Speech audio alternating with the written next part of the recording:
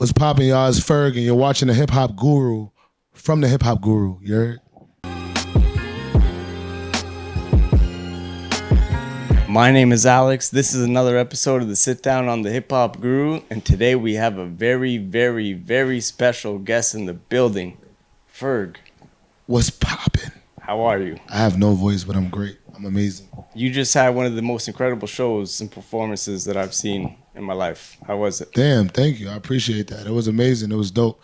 You know, the energy of Toronto, it always is like welcoming. I'm always looking forward to a Toronto show.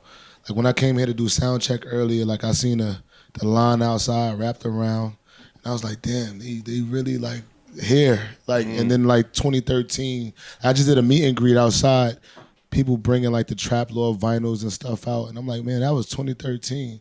They still rocking with me, so it's so much love out here in Toronto, Canada, period. No, that's incredible. How is it seeing that, like your art from years ago still gets appreciation because some people aren't able, to have their artwork appreciated in the moment, but seeing it over the years, people still loving it?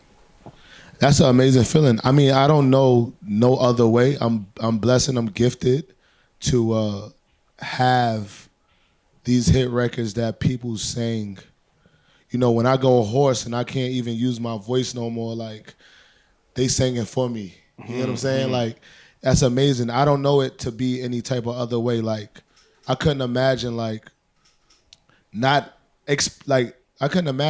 having what I have. Yeah. You know what I'm saying? So I just don't know how to feel that way.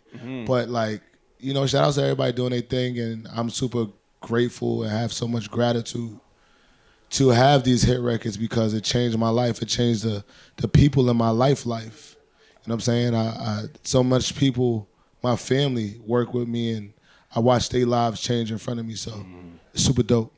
No, I love that. And one thing I really appreciate about your path is that you have a very strong background in art as well, and you studied it in school. And I wanted to say congratulations on your first art show, Chosen. Thank you. How was that having that finally put out? And because it's one thing to put it out there, but you're also doing the artwork as well, and you did the cover art for your album. Talk about that. It's amazing, man. It's like it was something I wanted to do for a really long time. Like I always wanted to first not be in a box. Like I wanted to just be an artist, not just considered as a rapper. Like I'm an all around artist, and sometimes people try to pigeonhole you to sell you as a product, when in all actuality, it's just like I'm like a solar system full of planets of different creative mediums.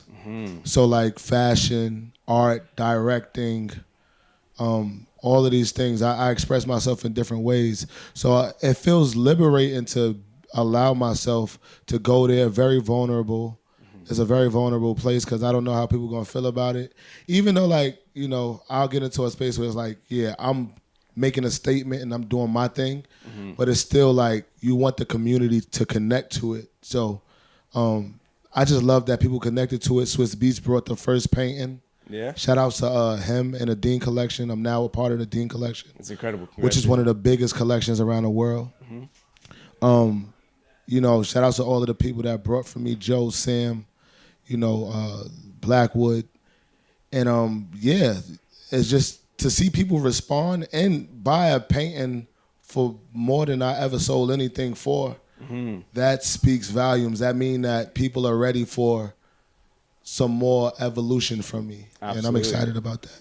And to bring it all back, your first memory of creating, you were in a barbershop and you were writing in one of your notebooks and your dad passed it around.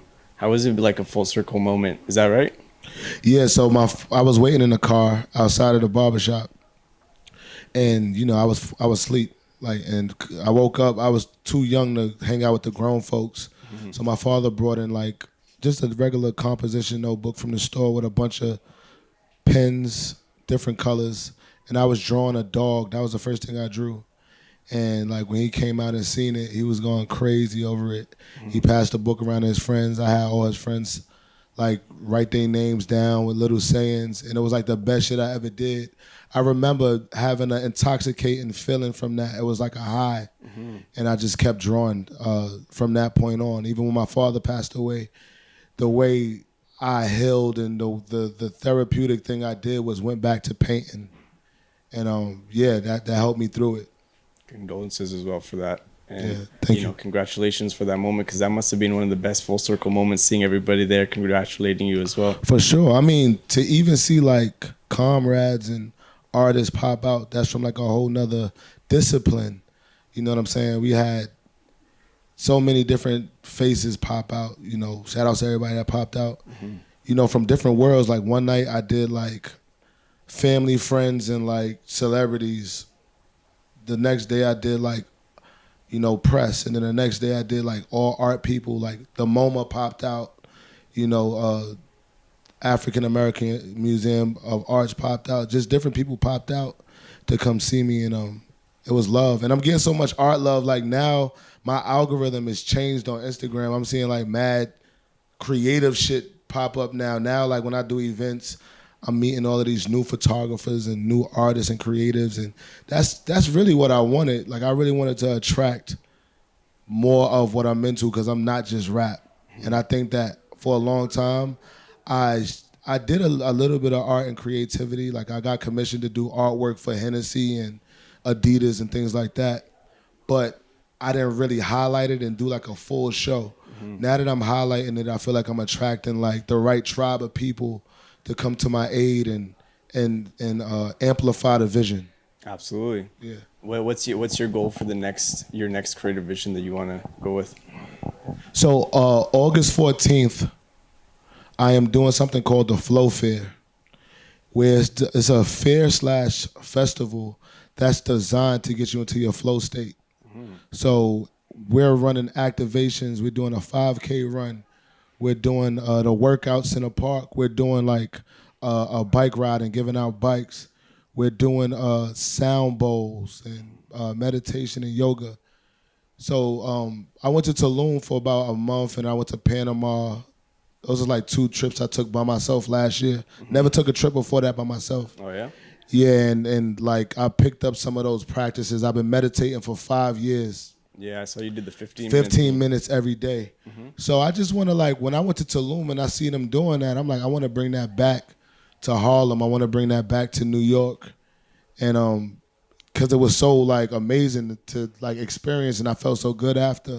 And I'm like, this is what we need. So that's what I'm doing for the festival. So after the activities are ran, then we have a show at the end, and I'm bringing out some surprise guests. Yeah. It's going to be lit. So it's like my first festival fair. We're going to have good food out there, good vibes, everything to get you into your flow state.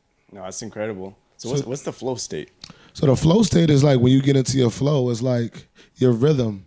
It's like when Bruce Lee say, be like water. You know, our bodies is like 90%, 75% water. Mm-hmm. So it's like when you flow with that, like we're supposed to flow. We're not supposed to be stagnant. We're not supposed to sit down in one space. You're supposed to evolve. We're supposed to think and go and just go with the wind. Like whenever you resist it or whenever you don't go with the flow, then you experience some type of tension or like, you know, just restriction or just, yeah, it just never works out. So being in your flow state is like, it's like almost like I was about to move all of that clothes on that couch right there. But why? When this whole couch is free. That's true. It's like God just left this open for you, and you want to put yourself through all of this. Yeah, so it was meant to be on this side. Exactly. Yeah. So you just go with the flow, and regardless of how you thinking about it, because us humans, we let the flesh run shit. Mm-hmm. At the end of the day, just let the spirit take over. When the spirit take over, no matter what, you can see and think this is what you're supposed to be doing, but it's that little inkling in your mind that's like, go that way. And that's God. That's the flow. You got to go with the flow. Absolutely.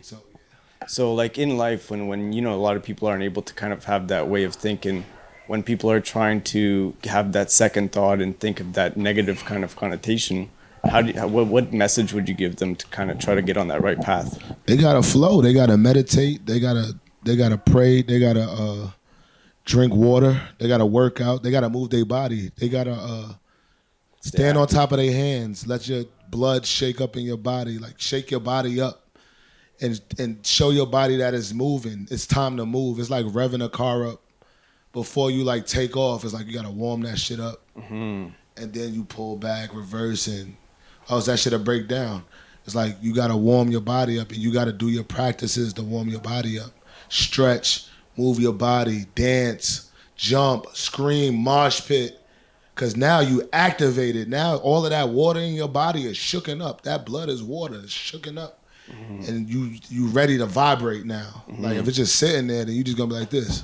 You're Ready gonna to turn do like nothing. a couch potato kind of Yeah, thing. exactly. You're gonna turn into the couch. Exactly. That's Yeah. even worse than the couch potato, you know? So like right now you're in a happy place in your life. What is it that gives you joy? How you know I'm happy? Because like I see the way that you are able to do your art, and you know a lot of people aren't able to express their creative ideas, and you know you're able to. One thing that I saw as well is that with the album, you know, because it's your father's name, you said that you wanted to give yourself over the years the ability to have that name and put like the stripe on your chest to be able to Peel back the layers. Yeah. Yeah, and get back to Darold. Yeah, Yes, for sir. sure. Because Darold is the trap lord. Darold is Ferg, ASAP Ferg, Hood Pope. Darold is all of those things. But sometimes we put so much armor on and it gets so heavy that like we just want to be ourselves, take all of that shit off, and not pull up and have to be tough and turned up all the time and you know have to wear the armor because we want to protect ourselves. Like nah, when you chosen, you don't need armor. Like you just walk with just the belief in you good. So like that's being Darold. That's what's getting back to Darold. Absolutely. And I am happy. Yeah. Yeah, I am happy. Okay. I just want to know what made you think that. Yeah. You know, because like you did say, you feel that you've earned the right to call yourself Darold now, right? With the album and I don't know if I said that verbatim, but I've always had the right to call myself Darold. I just think that like we take artists serious when they call themselves their name. Because once you call yourself your name, it's like once you put your name on something, that product is super serious. Like you're not finna play about that product. Because you can't hide behind a name. Like if you call yourself like fucking Bubba or some shit, not anything wrong with Bubba, but like if you call yourself Bubba, you don't really care about like, you know, what goes behind that brand. But if you name it yourself, like Sean Carter or Kendrick Lamar, like, you know, Tyler now is using his full name, Virgil Abloh.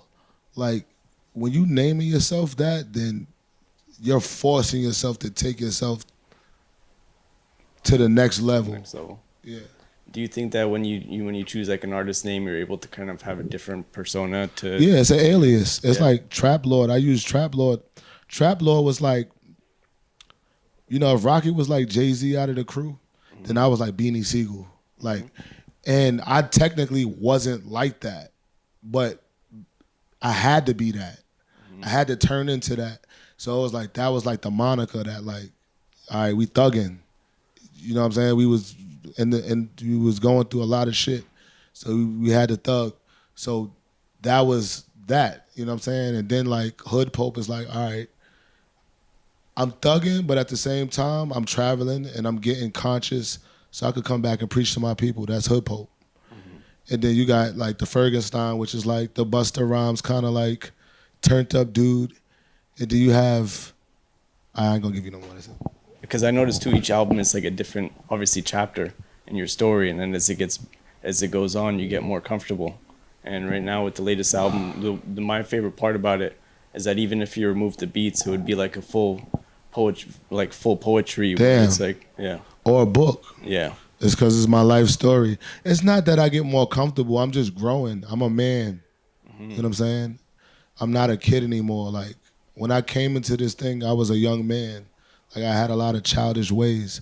So when you become a man and you got to take care of family and you doing per diems for employees and you running a multi-million-dollar business and you shaking hands and you got to figure out how you going to eat on the next deal, like, you can't be playing. Like, you gotta be real.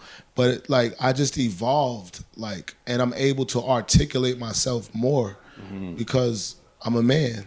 Like, Yeah. and I'm growing and I'm reading and I'm paying attention. Well, like, so with success, in what ways did like your original definition of success change over time to what you know it is now?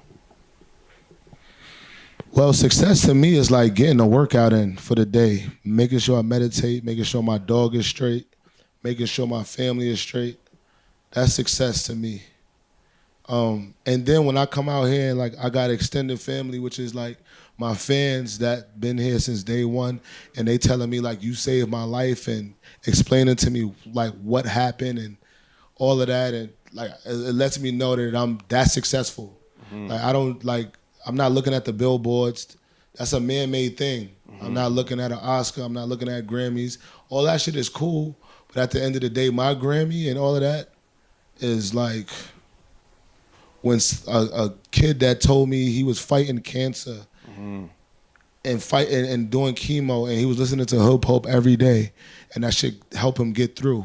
And when I see a picture of him, he was a bag looked like a skin bag full of bones with a bald head, and then the dude that was standing in front of me was super strong and like healthy.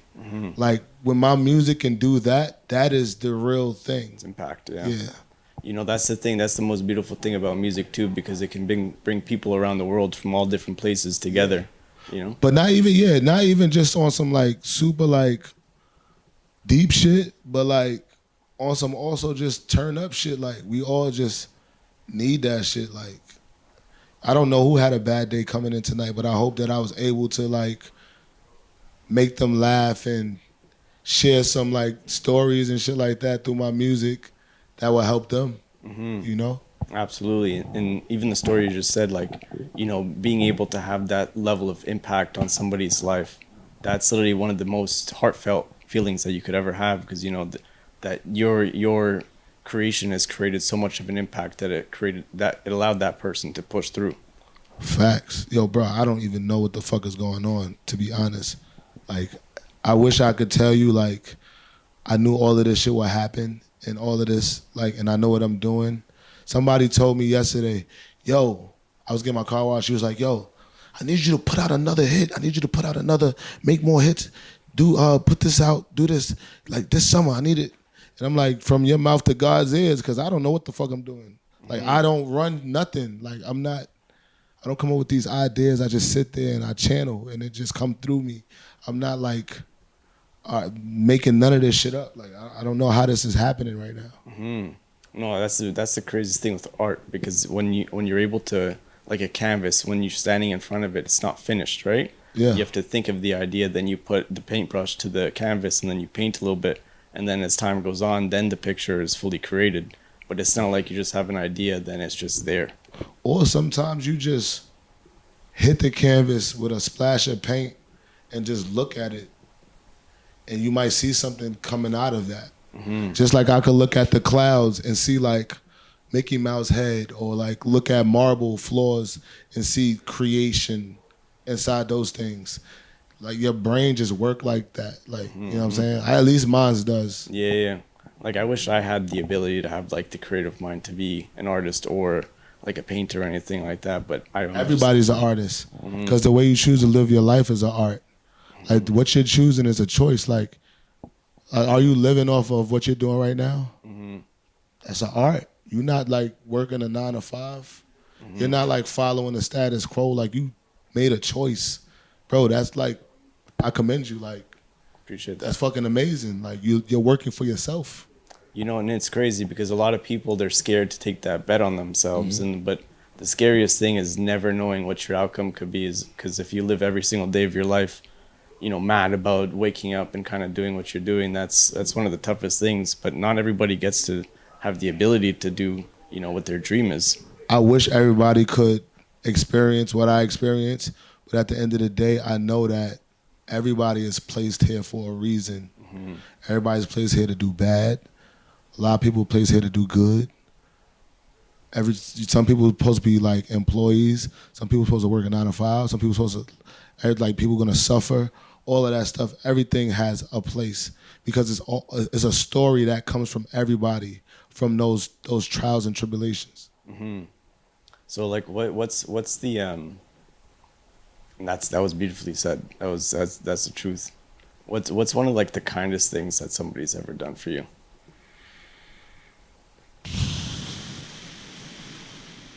First thing that came to mind is girls coming to my show with French tips. They actually like popping out with the French tips on. On the stage too, when you brought somebody up and it was French tips as well, that was a perfect. So my next album is gonna be a whole hip hop and R&B album. Yeah. Yeah. Fire. So it's gonna be like more of those vibes that y'all loved, you know, with the dreams, fairy tales, and fantasies with Brent Faiyaz and Coco Jones. Like, I've always been a super big fan of R&B music, and this is the first time I'm saying that. I'm doing a hip hop and R&B album. I'm singing on there. I'm rapping on there. I got a lot of sensual beats. I'm bringing sensuality back. You're doing that. Yeah, we doing that. Absolutely. Yeah. So what's your favorite part about the album that you can share about it? It's me, and it's a part of me that nobody really seen. Just like I showed you glimpses, like I showed you glimpse of my art, but then I gave you a whole show. I'm giving you a whole show now with the hip hop and the R&B. Absolutely. So it's exciting.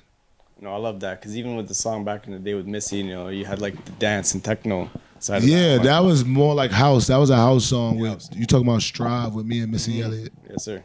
Yeah. That was great. So like you said that your favorite song on this album is They Thought I Was Dead? Nah, it changes daily.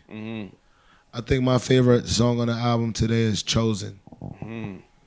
And I like what you say on the albums too. I like on the live, I think it's interesting how you put a sad face. Yeah, Alive Unhappy, that's what it's called. Yeah. It's an emoji, unhappy emoji. You said I'm gonna name my songs after emojis, one of the lines. Yeah, exactly. You peep that. All right, you listening? You listening? I like also the beat switch because a lot of people aren't able to do stuff like that, and I also appreciate how you're able to have proper sequencing, like it absolutely flows in the beat. Shout out to A-Side, that's the OG who helped me with the sequencing.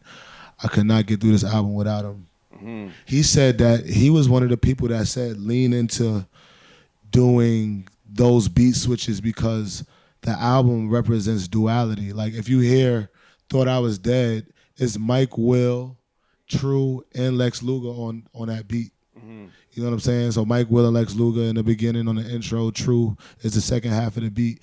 And it represents the duality of Darold. Like, you know, I'm hood in the Pope. I'm trapped in the Lord. Like, it's like the dark and the light. It's because you are who you are, but it continues. The story goes on. Exactly, yin and the yang. What is your favorite part about the album? My favorite part about the album is that it's an ongoing conversation and happening about it. It's not like a fly-by-night album that I just did and people forget about it and they just like, yo, like let's just like go to something else. Like, nah, it's like still rolling out. Like I'm rolling out paintings with it. Like I'm doing merch, I'm doing tours. Like I'm still shooting videos for it. So like it's amazing. And then the music videos, your visuals are also very cool as well. Thank you, bro. Appreciate it. Absolutely. I also like the songs with El Mean. We did an interview with him as well. Oh yeah, that's my guy. Yeah, he's on a few songs. I worked in London with him for a month. Yeah. Went to Capri for a week. Came back to finish it up because I needed to get some strings done. Lil Silva, who's a dope artist and producer, he got Sally, who does all of the James Bond movie scores, to score my whole album. Oh, wow. Yeah, so I have the lady who did all of the James Bond movie scores score my album. That's cool. How was all of the strings is done from Sally. That's incredible. Yeah, so when you hear Messy, you hear them very lush strings at the end, that's her. Oh, that's when you hear like Dead Homies and you hear them strings, or Chosen with the strings going into it, or Dapper Dan talking over the strings, that's her. If you were to go back and give your younger self some advice, what would it be? If I was to go back and give my younger self some advice, I would just say keep going, keep doing what you're doing. Like when I was young, I was brave and I believed in myself. I mean, thanks to my parents, they always taught me to believe in myself. And that's one thing I did. Even if I got ridiculed, I always followed my heart and I never like let that go. So I just be like, man, keep going. I love that, man, because like literally it's you versus you at the end of the day, and it doesn't matter what anybody else says. It's only you, man. No, that's incredible. Because a lot of people have an issue with like kind of believing in themselves until they do it, and then they're like, I was fucking tripping, that kind of thing, you know? For sure. So when people listen to Ferg, what do you want them to experience? When people listen to Ferg, I just want them to listen And I don't know what I want them to experience, but hopefully they like it or feel me. I want them to feel something, like it or dislike it, both. Like, don't fuck with it. Like, be like, ooh, like, pick a side. Be like, this shit I do not like. Or be like, I love it. Like, whatever. It don't even matter. Like, as long as you feel something. Like, if you don't say nothing about it, then it's like, it defeats the purpose of doing anything. Absolutely. That's the worst thing when people don't give honest feedback too, right? Because it's like people are just there. I mean, I don't get why people wouldn't give honest feedback. It ain't like everybody talking to me in my face. You could give I don't give a fuck what people think, really. Oh, that's it. Well, I could talk to you for hours. I appreciate your time. Truly honored. Drink your water. Stay safe. And have sex. Shake your body up. Have sex. Have kids. Take care of your kids and continue life. I love y'all.